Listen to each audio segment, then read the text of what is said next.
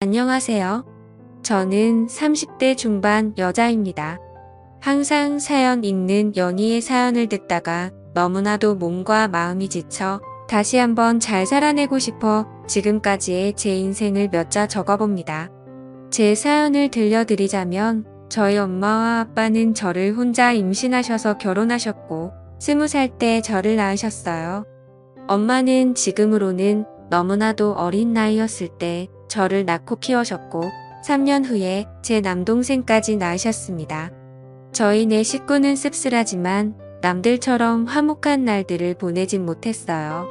제가 어렸을 적부터 아빠는 술에 의존하여 집안을 항상 공포 분위기를 조성하셨고 저희 가족들은 항상 아빠에게 위협받고 살아야만 했습니다.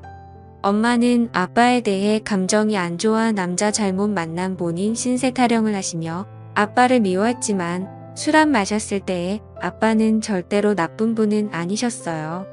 비록 경제적으로는 능력이 좋으신 분은 아니었지만 정이 많으셔서 사람들 좋아하시고 자식들을 많이 아껴주신 사랑 많으신 자상한 분이셨습니다.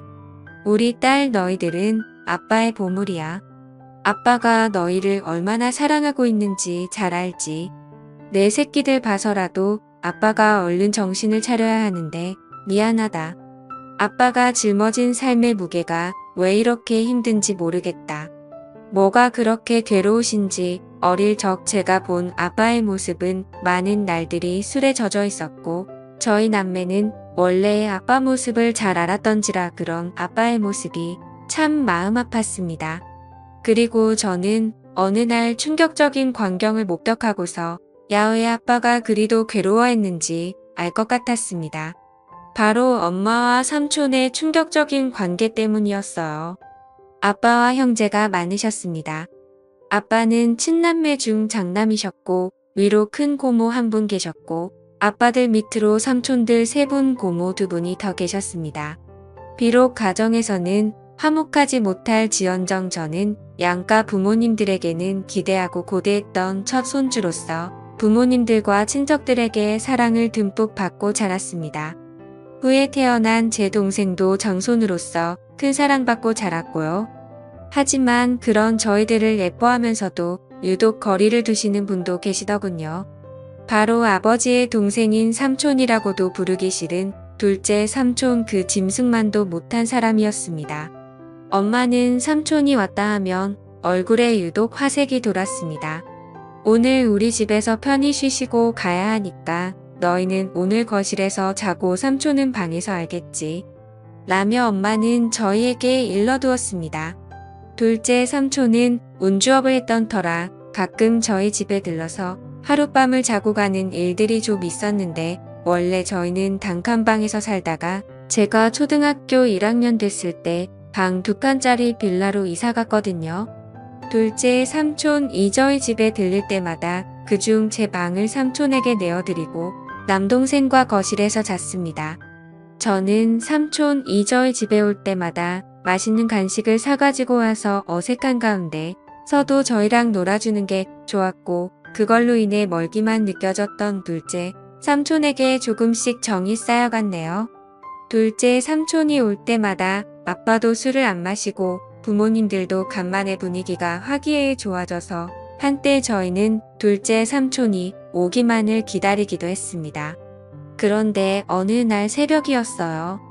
제가 힘든 가정에서 살다 보니 어려서부터 눈치가 빨랐고 좀 영악하다고 해야 하나 나이에 비해 철이 조금 빨리 든 케이스였어요. 당시 동생은 자고 있었고 그날따라 이상한 느낌을 본능적으로 느꼈는지 새벽에 눈이 번쩍 뜨이더라고요. 그런데 마침 엄마가 화장실에서 물 내리는 소리와 동시에 나오는 것이었습니다. 아직도 안 잔다고 뭐라고 잔소리할까봐 저는 얼른 눈을 감아 잠든 척을 했는데 이상한 일이 일어났습니다. 저희를 가만히 보시다가 조심스럽게 몸을 움직이며 안방이 아닌 바로 삼촌이 자고 있는 제 방으로 들어가는 것이 아니겠어요. 어린 나이임에도 불구하고 저는 그게 심상치 않은 일임을 본능적으로 알았습니다. 저는 순간 등이 쇠해지며 무슨 촉이었는지 조심스럽게 몸을 일으켜 숨죽여 제 방으로 다가갔습니다. 저희 집 방문이 허술해서 잘 닫히지 않았는데 그 탓에 열려있는 작은 틈으로 저는 훔쳐보게 되었습니다. 그리고 여태까지도 평생을 트라우마로 남은 잊지 못할 그 장면을 목격하게 되었습니다. 형수과 시동생으로서 금기시한 일들을 벌이고 있었습니다. 저는 너무 놀라 어떻게 해야 할지 그 자리에서 얼어붙고 말았습니다. 그때 거실에서 동생이 제가 곁에 엎자 허전했는지 응하며 자세를 뒤척였고 이 소리를 들었는지 그들은 모든 행동을 멈추고 엄마는 재빠르게 옷매무새를 가다든 거군요. 저는 들킬까 싶어 제자리로 돌아와 다시 자는 척을 하며 누웠고 엄마는 어두움 속에 최악함을 가린 채 아무 일도 없었다는 듯 안방으로 돌아왔습니다. 저는 그때부터 아무에게도 말 안 하고 혼자 생각이라는 것을 했는데 오랜 고민 끝에 나온 결론은 단순하게 모든 진실을 밝히자는 것이었습니다.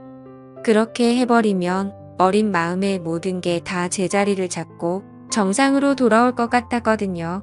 비틀린 이 이상한 현실에 하루도 머물고 싶지 않았던 저는 기회를 엿보다가 마침 아빠와 둘째 삼촌만 빼고 친가들이 모여 가족 식사하는 자리에서 제가 본 그날의 진실을 폭로하였습니다. 일모구연하고 또박또박 엄마랑 둘째 삼촌의 새벽에 제가 본 것들을 가감 없이 얘기하자 엄마의 표정이 새하얗게 질리며 급한 대로 제 입을 막으려 했네요. 허나 이미 수상함을 느낀 큰 고모는 엄마를 젖혀두고 저를 방으로 데려와 차근차근 무슨 이야기인지 얘기해보라며 말씀하시는데 저는 말하다 말고 목이 메어와 울음을 크게 터뜨리며 말을 이어갔네요. 덕택의 집안은 발칵 뒤집혔고 둘째 삼촌은 소환돼서 친척들에게 어쩜 내가 형수랑 그런 짓을 벌일 수 있냐며 비난의 화살을 맞았습니다. 이 소식을 뒤늦게 들은 아빠는 충격을 금치 못하고 둘째 삼촌과 주먹이 오가며 한바탕 난리를 벌였고 저희 가정은 열곡해도 제 소망과는 다르게 파탄을 맞고 말았네요. 바로 엄마가 그 일을 계기로 지 유치원생 남동생을 데리고 둘째 삼촌과 행방을 감췄던 겁니다. 훗날 드라마나 영화에서 보는 남녀의 야반도주를 보며 우리 엄마도 동생 데리고 둘째 삼촌과 저런 도피를 했을까 비꼬며 생각했네요. 가뜩이나 술을 필요로 했던 아빠는 아이의 술독에 파묻혀 살게 되었고 엄마와 삼촌을 반드시 찾아내어 복수하겠다며 증오심을 갖고 다녔습니다. 아빠는 늘 술을 취한 채 정신적인 고통을 이기지 못하고 자고 있던 저를 이불에 쌓아 조수식에 태우고 어디에 있는지도 모르는 그들을 찾으러 나섰고 그럴 때마다 저는 두려움에 떨어야만 했습니다. 지금 생각해보면 아빠는 저의 폭로가 원망스러웠는지도 모르겠어요. 눈 감고 귀 닫고 모른 척 했으면 어쨌든 불행한 가정이 남아 이어올 수 있었을 텐데 그걸 폭로함으로써 파국에 치닫게 되어버렸으니 다 제 잘못이라는 생각이 들었습니다. 이럴 줄 알았으면 얘기하지 말 걸 그냥 아빠를 속이고 모두를 속일 걸 진실을 알리는 것만이 꼭 올바른 게 아니라고 생각했네요. 다행히 두어 달이 지난 후 엄마는 집에 동생을 데리고 들어왔고 간만에 엄마를 본 저는 그간 마음고생한 게 싹 치유되며 깊은 안도감을 느꼈습니다. 오랜만에 동생을 봐서도 너무 행복했고 돌아온 엄마로 인해 아빠의 상태도 좀 나아진 것 같아 행복했습니다. 다만 제게 엄마가 사라졌던 누유주는 남았습니다. 잠시라도 눈에 엄마가 보이질 않으면 불안해서 미칠 지경이었어요. 학교 갔다 서둘러 집에 왔는데 엄마가 없으면 빌려나 동네 인근을 다 뒤지고 다녔고 미용실에서 파마를 하고 있거나 동네 사람들과 같이 있는 엄마를 보고서야 안도에 숨을 내쉬곤 했습니다. 그렇지만 혹시나가 역시나 얼마 안 있다 엄마는 다시 나갔어요.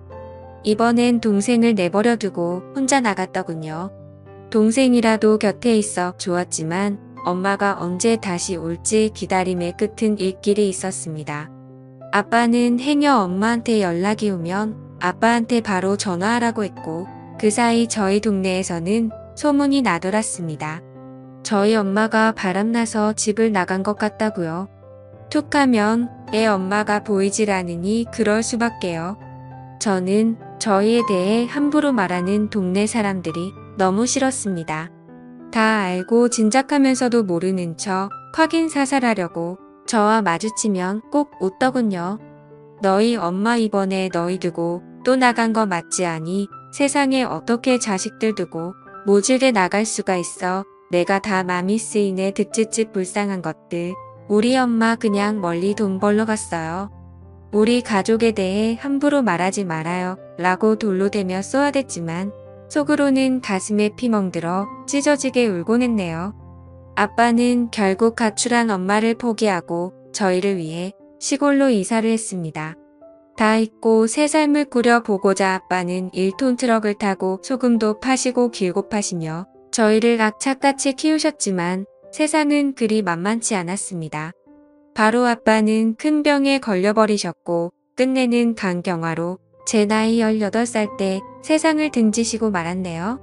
그때 아빠 살아생진 모질기만 했던 제 행동이 떠올라 얼마나 피눈물을 흘렸던지요. 죄송하고 또 죄송하기만 했습니다.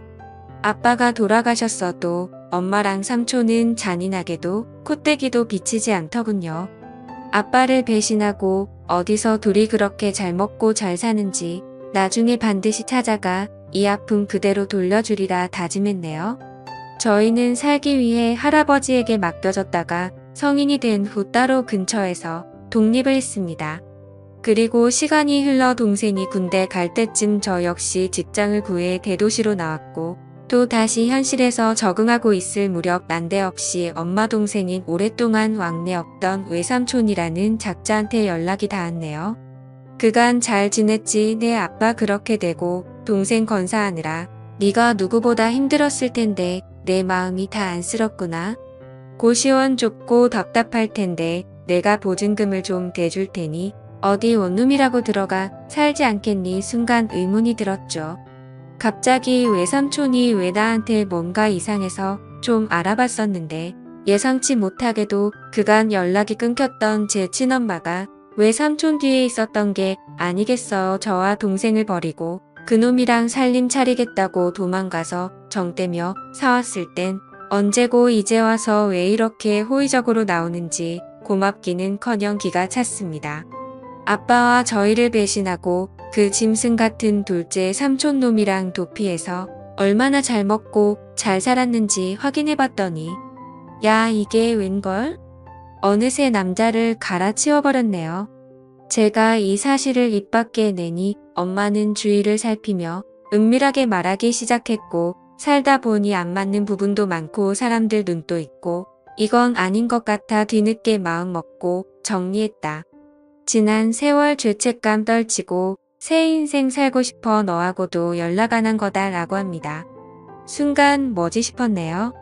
그렇게 쉽게 헤어질 수 있었을 것을 여지껏 저희 가족 생채기를 다 내놓고 일이 저질러질 대로 다 저질러 놓은 후에야 헤어졌다니요. 엄마를 가지려고 아빠를 배신한 삼촌도 같은 생각이어서 순순히 헤어져줬다는데 한 말도 안 돼. 그들의 파렴치한 패륜짓 때문에 상처 입은 사람이 몇인데 멱살 잡고 쫓아다녀 피해 보상이라도 받고 싶었습니다. 엄마는 결국 삼촌과 금기된 사랑을 끝내고 다른 남자랑 세 번째 결혼을 했다 합니다. 능력도 좋으시지. 엄마는 제 동생을 합치고 둘째 삼촌 사이에서 낳은 남자의 여자의 한 명씩을 제게 소개했습니다. 저를 동생들과 함께 인사시키며 얘들은 내 동생이고 너희들도 언니 누나한테 인사해라. 동생들 보는 거 보니 지금 여기 있는 동생도 잘 돌볼 것 같더라. 다 내 핏줄들이 네 맞이로서 잘 챙겨라. 뭐니뭐니 해도 남보다는 형제가 최고야. 남보다 못한 형제들도 많죠. 저나 얘들이나 다 배신의 피가 흐르는 엄마 자식들인데 나중에 서로 뜯어먹겠다고 뒤통수 치고 그러면 어쩌죠라고 대꾸하자 엄마의 표정이 점차 살벌해지기 시작했네요. 전혀 패륜 상황의 내막을 모르는 새아빠는 분위기를 환기시키고자 그저 허화하신다라고요. 새아빠는 평범하고 사람 좋으신 분이셨습니다. 엄마는 정말 미웠지만 가족들이 그리웠던 저는 엄마를 용서하고 잘 지내보려고 노력했습니다. 허나 엄마와 삼촌의 옛 트라우마는 쉽게 잊혀지지 않더라고요. 엄마 역시 지난 세월을 후회하며 저와 함께 잘 살려야 하는 것 같았지만 제가 본인의 치명적인 비밀을 알고 있으니 저를 편히 대하지 못했습니다. 심지어는 저 더러운 미용실에서 엄마라고 하지도 말라고 하고 주변인들에게는 저와의 관계를 숨기려 하더군요. 새아빠가 절 자식으로 인정한다며 친척들에게도 소개하려 할 때도 엄마는 필사적으로 행여 채 잡힐까 싶어 말렸습니다. 엄마의 숨겨진 자식으로 살아야 하는 기분도 참 더럽더이다. 더러운 놈의 둘째 삼촌 자식들은 엄마 거리며 당당하게 살고 있는데 우리 아빠 자식이었던 전 왜 숨겨져야 하는지 감정의 분노가 스밀스밀 살아났습니다. 더욱이 참을 수 없었던 건 엄마는 술 한잔만 하면 꼭 아빠의 욕을 했는데 난 네 아빠가 아직도 지긋지긋해. 난 O형인데 왜 니들은 니들 아빠처럼 A형이냐고. 너나 네 동생이나 아빠 너무 쏙 빼닮아서 싫어. 처음부터 내 손으로 쭉 키운 내 새 동생들한테 정이 더 가더라고. 왜 같은 손가락이라도 더 아프고 덜 아프고 하잖아. 네가 차별받는 것도 다 네 아빠 탓이고 내가 삼촌과 불륜 저지른 것도 다 네 아빠 책이냐? 알아? 내 아빠 결혼 자체가 나한테는 일평생 지옥이었다고. 삼촌과의 불륜을 저지른 건 모두 다 아빠 잘못이라고 떠넘기며 책임을 짐지우는데 사마 고인이 되신 분을 욕보이지 말라고 소리를 질렀습니다. 참을 수가 없었습니다. 저는 결국 엄마를 용서하지 못하고 자리에서 일어나 엄마에게 마지막 인사를 했네요. 이제 도저히 못 들어주겠다. 엄마한테는 최악의 남편이었을지 모르겠지만 나한테는 우리한테는 최고로 좋은 아빠였어. 이제 더 이상 엄마 못 볼 것 같아. 우리도 그만하자. 엄마와의 지긋지긋한 인연이야말로 끝내기로 맘먹고 절연을 선언한 후 다시는 엄마를 보지도 찾지도 않았습니다. 여기까지가 제 사연이었습니다. 제가 너무 정리 안 되게 보내드려 죄송하네요. 제 동생과의 사연이 하나 더 남았는데 그건 다음에 들려드릴게요. 제 사연 읽어주신 분들 정말 감사드리고요. 여러분들은 아름다운 세상에서 머무시길 바라며 모두 행복하셨으면 좋겠습니다. 감사합니다.